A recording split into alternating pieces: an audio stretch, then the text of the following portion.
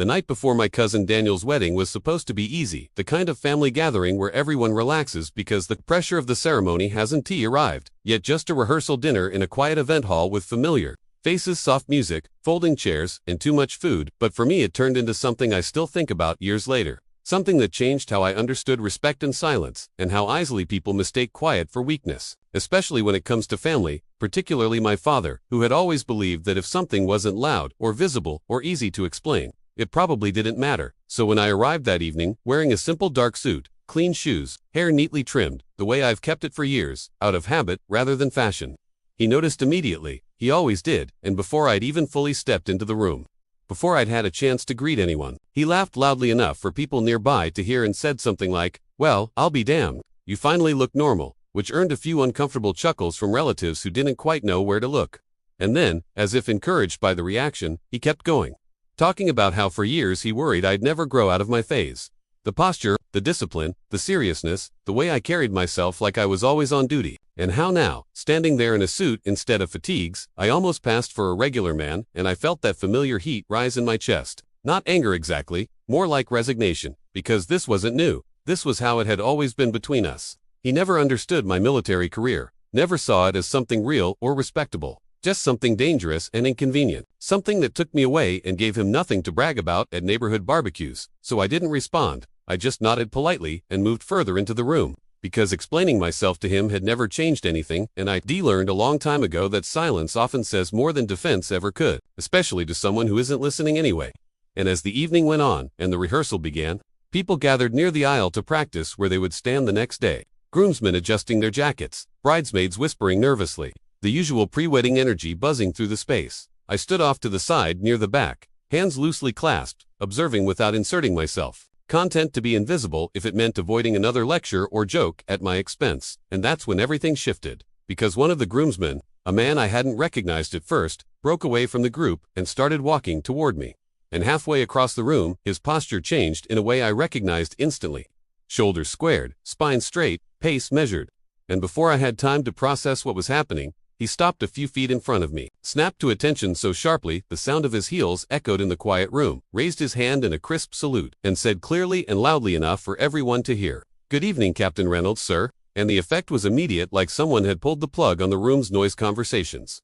Stopped mid-sentence, laughter died. Chairs creaked as people turned to look, and I felt every eye land on me at once, including my father's, whose face had gone completely. Still frozen somewhere between confusion and disbelief, the groomsman held the salute for a second longer than protocol required, then lowered his hand and relaxed slightly, his voice respectful but warm as he added that he hadn't realized I was family and that it was an honor to see me again. And my father finally found his voice, asking sharply what the man meant by captain, because as far as he knew, I was just his son who never stuck with anything long enough. And the groomsman looked genuinely surprised by the question, explaining calmly that I had been his commanding officer during one of the most difficult operations of his career, that things had gone wrong fast, communications lost, plans unraveled, and that I had taken command when everything was falling apart and managed to get every single person out alive. And at that point no one was pretending not to listen anymore. People leaned in, the room heavy with attention. And the groomsman went on to say that the men still talked about that night, that my decisions under pressure had saved lives, and he said it without drama or exaggeration, just quiet respect. The kind that comes from shared experience rather than admiration from a distance. And I responded, the only way I knew how, with a small nod and a simple acknowledgement that it had been my job. Nothing more, because that's how I'd always viewed it. Duty fulfilled, responsibility carried. Not something to be announced or defended, but the damage, or perhaps the correction, had already been done, because my father was staring at me now as if he were seeing a completely different person. His earlier confidence gone, his face pale, his mouth slightly open as he struggled to reconcile the image he'd carried of me for years with the reality that had just been laid out in front of him. And when he finally spoke, his voice was lower, uncertain, asking why I'd never told him any of this.